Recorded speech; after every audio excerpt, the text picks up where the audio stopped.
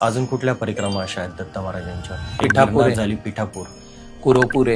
हो. म्हणजे या परिक्रमा अशा आहेत की दत्तगुरूंचे तिथं अवतार वेगवेगळे कार्य झालेली आहेत. आता जसं की आपण नरसोबाची वाडी, नरसिंह सरस्वतींची वाडी घेतली, तर तिथून एक जवळच म्हणजे 5 ते 6 किलोमीटरवरती औदुंबरचं मंदिर, की तिथे भोजन पात्र मंदिर, की दत्तगुरूंच्या तुम्ही पादुकांचं, निर्गुण पादुकांचं मंदिर सगळीकडे बघितलं, पण भोजन पात्राचं मंदिर एकाच ठिकाणी आहे, की तिथे दत्तगुरू दंडी साधतात, की स्वतः गेले होते एका कुलकर्णी गरीब ब्राह्मणाकडे, जेवणासाठी मला माधवगिरी भिक्षा वाढा.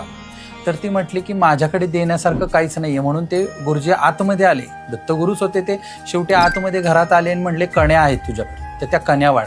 तिने कण्या शिजवल्या, रांधल्या, त्या कण्या बनवल्या महाराजांसाठी, की चला बाबा, की आपल्या दारावरती अशा हिंदू संस्कृतीत कोणीही असा माणूस असेल की त्याला निर्मुख पाठवत. तर त्यांनी त्या कण्या शिजवल्या, भोजन पात्रच नाहीयेत, तर दत्तगुरूंनी बसल्या जागेवरती तो दगड स्वच्छ करून त्याच्यावरती त्या कण्या खाल्ल्या. ते भोजन पात्राचं मंदिर आहे, अतिशय भारी मंदिर आहे, इतकं सुशोभीकरण मस्त आहे तिथलं, की ते वातावरण इतकं छान आहे की मन प्रसन्न करेल.